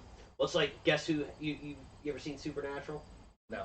You ever seen the car from Supernatural? It's an Impala. No. It's a 1967 Impala 4-door. And that was in Jensen Ackles' contract that when the show ended, he got the star car. That was one of his big things. He wanted that car. Yeah, He has it. And then see, that's awesome. And that. Have y'all checked out the new American Top Gear or whatever? Not yet. And Yeah. I want to. I haven't yet, but I want to because my thing is the people that they have for it. I mean, one, you got Dax Shepard. Legit car guy. And that's the great thing about it is because Dax Shepard also has a 1994 Buick Roadmaster wagon that has 700 horsepower. Yeah, it's fucking LSA LS. powered Yeah. with huge brakes and everything else. It's like, fuck yeah, he's a car guy. Yeah. And that. Yeah, Dax Shepard is a legit car and guy. the other guy, the bald guy with the glasses, I forgot his name. He's been Corduroy, right? Yeah. Corduroy. I know him from one of the shows Sabrina made me watch, and that, and I loved him in the show, and then I found out he's an actual car guy too. Like the people that they got for And then Jethro. yeah, Jethro's done all kinds of stuff on various Motor Trend shows Yep. for driving tests, and he's done roadkill and everything else. yeah, I think they actually did pretty good with this one, and I want to check out some episodes just to see their chemistry because it comes out like the thing that I think killed Top Gear America originally was yes, Rutledge and Tanner Faust and Adam. yeah, they were great, but they were great on their own. they didn't have a chemistry. Well, in the beginning, because in the beginning they tried to absolutely mimic Top Gear UK. So they had the studio and they had the test track, and I still think Mark Martin was American. It was. But, it had to have been.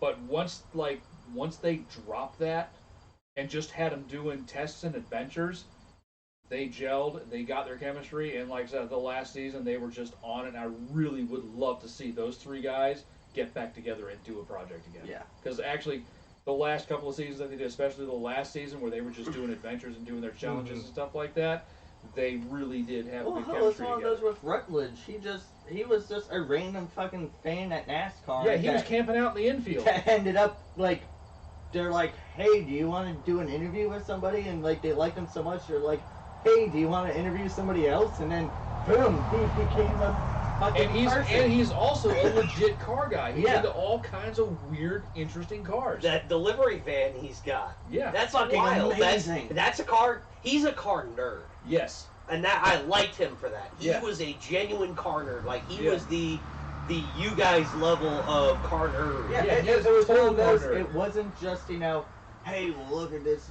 big block Chevy. Look at this. It was like, is that a fucking Yugo? Let's go look at the Yugo. Like he liked oddball shit like we do. yeah. Yeah, like I said, legit car guy. Is that a Starlet? Let's go look at a Starlet. Like, what the hell's that? That was what I hated. Like the first 2 seasons of Top Gear America with them. Like they tried. They literally wrote typecast. Yeah, they for tried. those 3 guys. Like And it fucking sucked. And they like I said, they tried to do the studio, and they tried it, and it just didn't work. they wrote. That was the problem. They wrote the jokes as jokes. Okay, Top Gear UK. The reason why it gelled so much, the reason why the Golden Trio worked so well together, it was is because scripted, but well, here's what that was: is they had developed those characters. yep. They had over the years built, and the writers worked with the actors to make those characters, those 3, the way they did. Mm-hmm. Yeah. And they had built on that and built it up, and they tried to with because American Top Gear. Because you look at old Top Gear before, And it wasn't like that. it was Captain Slow Hamster and Jezza, and you look at Jeremy Clarkson's car reviews, and it was like straight up Motor Week. Motor Week, yeah.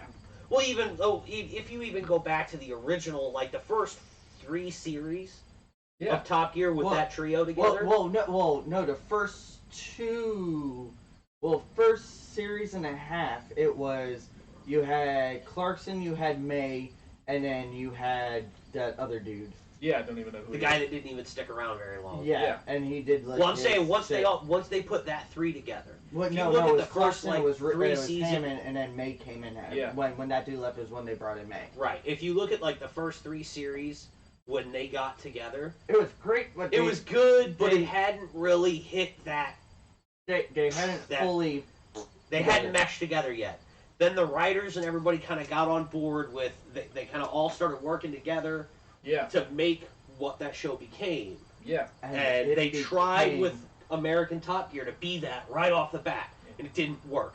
They wanted to have those characters right off the bat, and it was a failure. Like he said, if they would have done one more season, it would have started to work. It would have. They would still be doing it. Yeah, because I agree. By the end of that 3rd season, they were getting into that set to where that could fully have been the actual U.S. version of the UK one, because they finally started to go, and it started getting traction, and I was finally like, instead of going to shut up and go to the cars, I was actually starting to listen to them. And right. It took too long for them to get into a groove with it, and it didn't last because of it. The first series was so awkward, it turned a lot of people away. Exactly. That I think it was, because they fully, like you said, trying to do the studio, the test track, all that stuff. It didn't work. It felt rushed and it felt awkward. Yeah. It felt forced. Yeah. Yeah. It felt forced. The interactions felt forced. Yeah, but like I said, they felt like they were acting. But once they dropped the studio bit and just sort of stepped back and let them go off and do their adventures, and then they just started legitimately ball busting with each other. Right. Like, now we're cooking with gas. Now Well, it's kind of like the same thing with Frank Flores, where they finally were like, hey, we tried about the same type thing. yeah, we're gonna move away from the tent because yeah, we did that for a little bit. We're trying to be exactly like it. It's not gonna work. Let's move Well, away part of from that was them not wanting to be quite as busy anymore. Yeah. Because you got to think, how many years have they been doing that show together? 20, Counting Top Gear and then the Grand Tour. over 20, And they had 25 years. gotten to a point where they're like, guys, we're getting old. Oh yeah. We want to do one series a year. Clarkson owns a fucking farm. They bought got a to pub. They got to that point where they Hammond's- wanted to do other things. Hammond's basically an American living in Great Britain. Right. Yeah, he's got that new survival shit. Like, they're older, and I hate to say that. They're older, and no matter, like, I know people, like, when the Seaman one came out, people, like, were fucking, like, all over that, like, fuck, no, this sucks. And then even with the new Treasure one that came out, I'm like, they're like, oh, it's pretty much, you can exactly pinpoint when something's gonna happen, this and that, like, oh, it's so forced, like, but if they did something different, y'all would be so mad. Like, no, they're doing an adventure series, let them do that. Yeah, I'm okay with it. I do you like want it. them to do something else? Like, let them do that. Enjoy it while it lasts, because you know what? We probably only have 3 or 4 more of those specials, and then Exactly. They're done. they're done.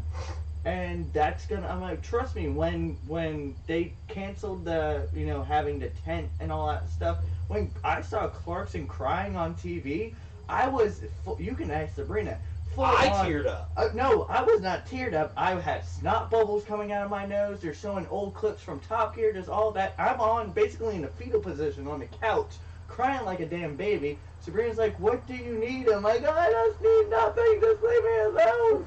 Like, when they finally go, we're not doing anything anymore, you're gonna hear like the moment of silence through the car, like actual car people. Like, Right. You're gonna hear the moment of silence because that's a big, from basically the early 90s to now. Well, it's that's not just a big TV part. show. Those 3 doing car stuff together is an institution. Yes. Yeah. Oh yeah. It has become a part of our culture. And like you said, I mean, when they did that like Like the montage. the montage, yeah, and they even had Top Gear stuff Well, in there. because that's what they said. They're like you know, not only Grand Tour stuff, but he's like, here's stuff from us.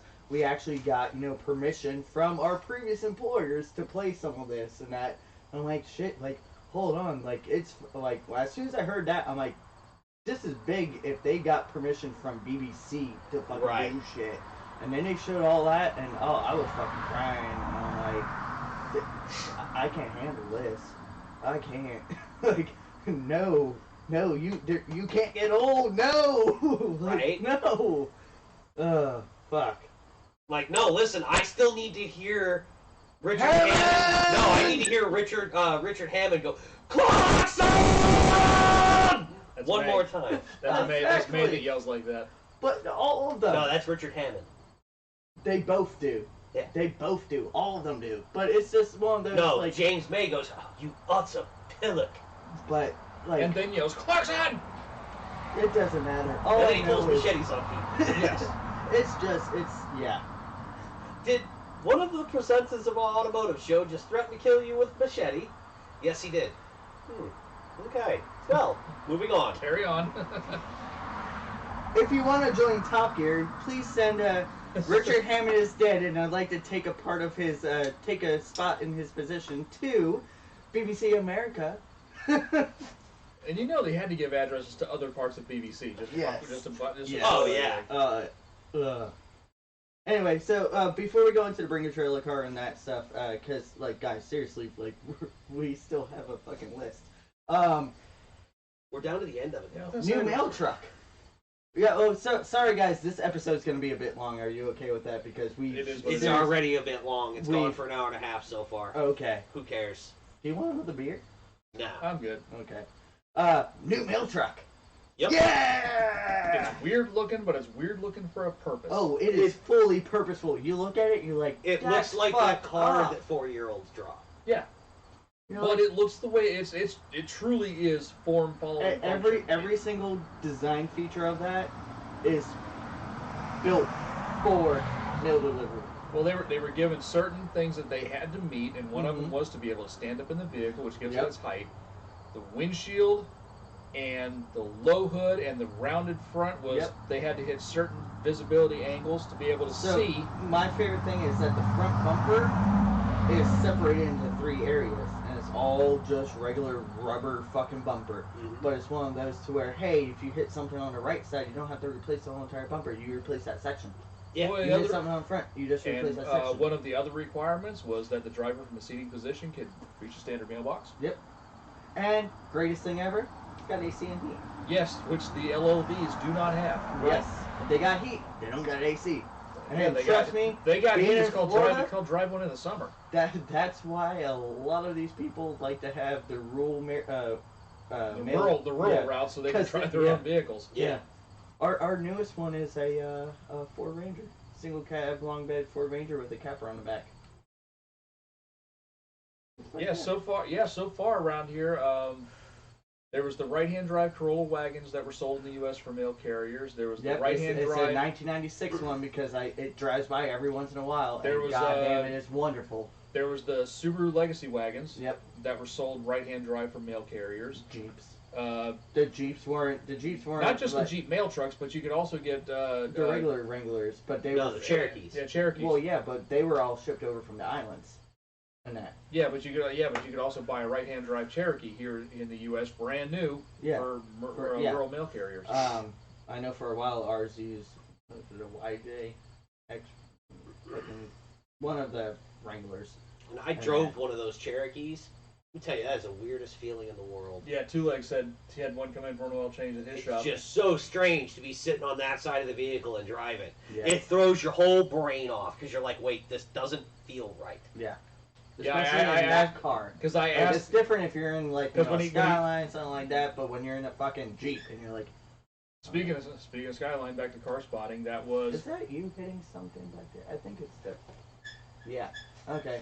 I'm just making sure it's not the dogs. I'm like, what the hell? yeah. Sorry.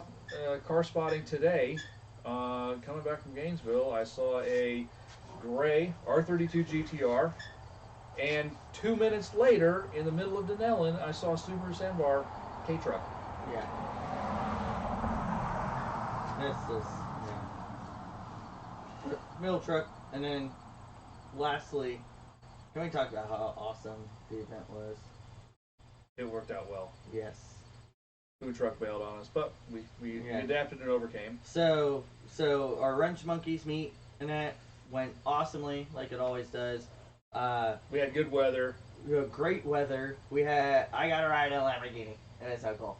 I'm so jealous. Then I got to give a shout out to Tom with that Alpha, with the 4C. Yes. Holy shit! Okay, so Taking part in low car limbo. this First dude one in sho- line. Yeah, this dude shows up in a Alpha 4C, Chris. Yeah. Yeah, and we're like, oh, he's gonna be, I stuck up. was like, holy crap. Yeah. Because we saw him pull in and we're just like, and he drove off and then he came back in and just pulled right in. He's like, so we were just like, nah, this is going right up front. Uh-huh. And super cool dude, definitely just a super cool car guy dude. His other car is a modified Fiero with a 3800 swap in it. And But he was just like great. Talked about his car, loved everybody else's car, but like you actually like went up and like, hey, can I ask you something about this? Instead of like most of ours, and I was like, no, Friday, like no, like he like fully went into detail about all his stuff and that.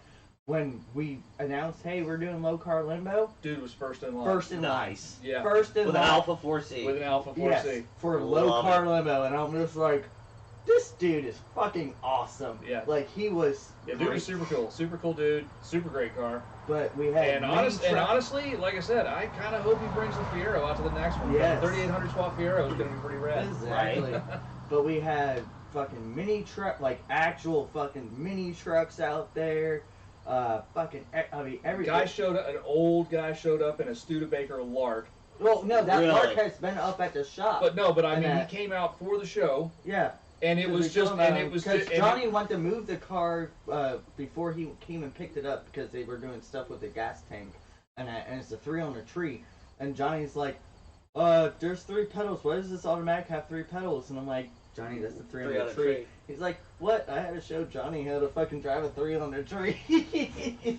But it was cool because it was a 4-door Lark. 4-door Studebaker Lark parked right next to Nick's Skyline GTST. Right. And it was like, how often are you going to see that? That combination. Yeah. And it was cool. There was everything. There was just everything. I gotta say, there was probably close to 100 cars that throughout the entire day. Just cars came and Meandering in and out. But 60% of the cars hadn't been there before. Oh, yeah? I'm dead serious on that. About 60% of those cars had not been there before.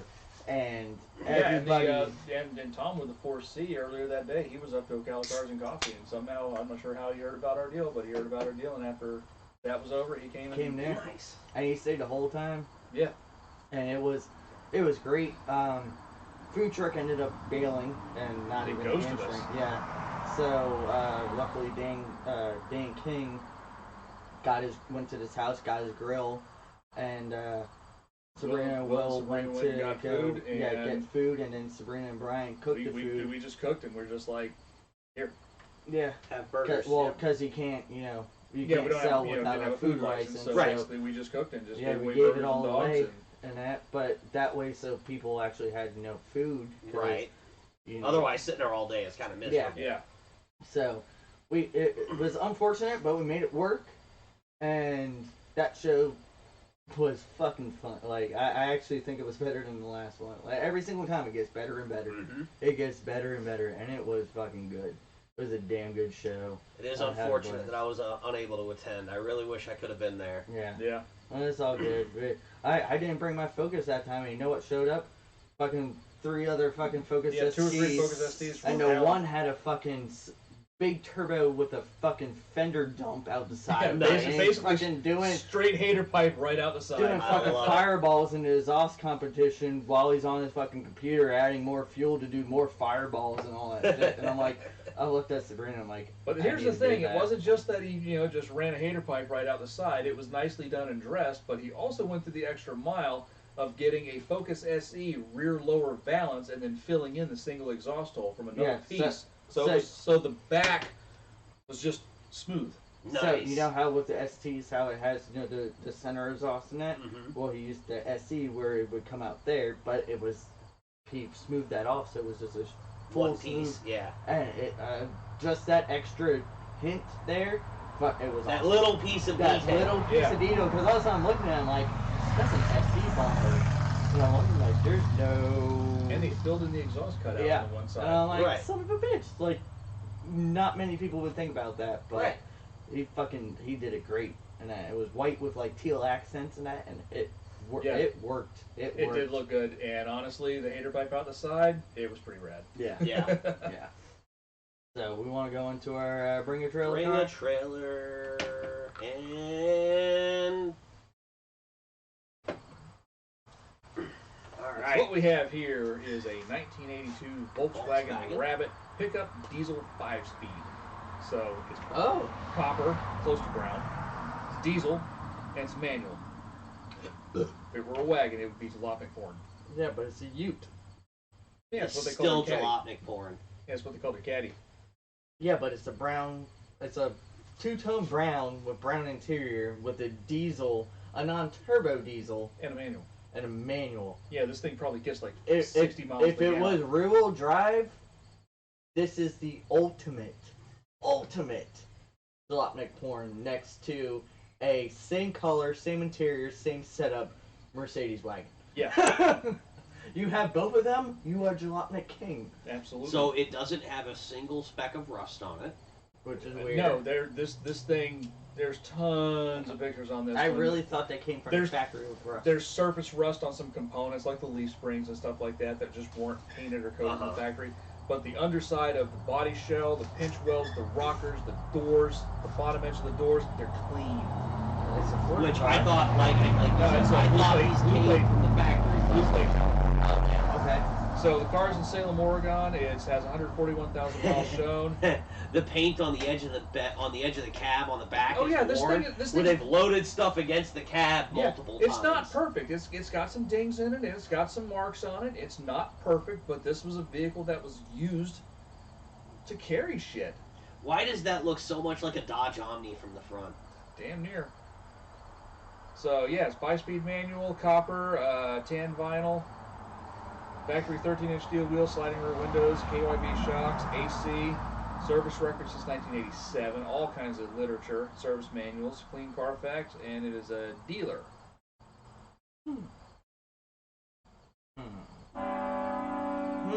And I've actually never seen one of these before. I have. There's a guy at Nick Nicholas, one of the mechanics at Nick Nicholas Ford's has a Baby blue one. powdered blue one. Really? Yeah, he loves And it. it's a diesel too. It's an NA diesel. Says he gets like 58 miles to gallon with the thing. He I loves think it. his is a lot of Look at that. Look at the underside of this thing. Oh yeah, like I said, it's insane. It's perfect. I mean, like I said, I mean you can see. You can see the rust on the leaf springs, but they all rust. But yeah, I mean, look at the pinch welds. The pinch weld is perfectly clean. Yeah, look at the pinch welds, and every picture was like that. All the rockers, all the pinch welds, the bottoms of the doors, all that stuff was just perfect. And there's lots of pictures on this one. It's beautiful. This got the original steel wheels. They have been blasted and powder coated. Had the AC replaced. What else we got here? Front mud flaps, side moldings. I mean, look at the bottom of the doors here. Yeah, They're that's perfectly clean. I mean, even the drain holes there. Right. There's no corrosion around the drain holes. It's amazing. Yeah, it's got California blue plates, the new windshield. You know, it's showing little dents in the bumpers and stuff like that, and paint chips and some scratches and blemishes and whatnot. But I mean, it's an honest vehicle that was used for honest things, apparently. So Look at the interior. yeah, the interior is The perfect. carpet's amazing. The dash is amazing. I'm gonna straight off, right off the bat. I'm gonna say I don't know a price for this because I have no idea if there's any kind of collector's market for all the these. brakes have been redone. I'm shooting fish in a barrel. So- Well, not even in a so barrel. anyways, I'm got, shooting in the dark. I don't know. New pads, know. new rotors, rear brake shoes, wheel cylinders, brake master cylinder, and parking brake cables. I'm gonna throw out just the number that pops into my head because of how clean it is and how well taken care of it is and everything. I'm gonna say 8,900. I was gonna say 13,000. Yeah, VDO instrumentation, including an array of warning I may lights. be way linked under. by I an may be way 85 over. mile I an don't hour know if there's a speedometer. market for these or not. 13,000 just seems. I don't know. I don't know how common they are. 13,000 is what I'm saying. You saying what? 89? 8,900. 10 grand even. All right. Well, That's we were, fair. Yeah, we were in the. We were in the ballpark, like- and I was close with that. Like I was thinking it was going to be around the 10K Yeah, I mark. wasn't sure. That's why I said 8,900. I was like, I'm sure it would just because of the condition. It had to go for 9 grand. I wasn't sure if. When I thought 13, I'm like, I don't know if that's too high. I don't know if that's too low. Maybe this thing went for 30. Right. I didn't know Yeah. if you'd have told me it went for 25K, I would have been like, well, apparently there's a market for those. I get that. As clean and perfect as it is. And this is it. It's not perfect. It's not perfect, It's got but- dents. It's got dings. It's got some scratches. It's got, dents in the bumper. It's But got the you know wear on the what? top of the roof. But That would be a perfect handyman's car in the city. Yeah. You live over on that on the West Coast and you have a little handyman business or something like that. You got a small bed. Wait a minute. Was it? the problem is, though, I'd be too tempted to do, a Golf GTI power transmission. Well, yeah, but I'm just saying with that diesel engine and getting the great gas mileage and stuff like that. Like if you're just a little handyman, you work some maintenance, at something. It's fucking perfect for it. Slap a fucking yeah. logo on the side of it. Boom, there you go. Oh, yeah, like I said, ripping that thing around the city, that'd be perfect. Yeah. Chris has an idea. No, I want to know. Do you remember in the original Mad Max, the scene where, what's his name? The guy riding the bike that crashes. Shit, I don't remember his name. His partner. Yeah. His partner crashes, and the guy comes along and gives him the pickup truck to take his wrecked bike back. Was that what that was? No, that was probably something prior. Aussie you. Okay. Yeah, because that was That that was been, what, yeah, 75, 74, 75? Yeah, that would have been a no, I think that was like 81 or something like that. That would have been probably like a Valiant Ute or or Holden or Falcon. Yeah, I don't think they came out. It was a rear-wheel drive, so you're right. Yeah. It was a rear-wheel drive this car. Is front-wheel drive. That's front-wheel drive. But still, I'm gonna say I would say it was probably a Holden because Still such a cool little car. Because just about everything.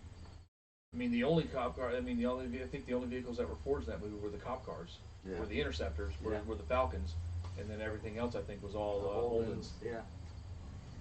Yeah. So, all right, guys. Well, that was a long episode, but you know what? We needed a long episode. We had to make up. We had to make up. Didn't do one last time. So. And like seriously, we had fucking news out there ass on this. Like we didn't even have topics. It was just news. Yeah, right. Like that's how much.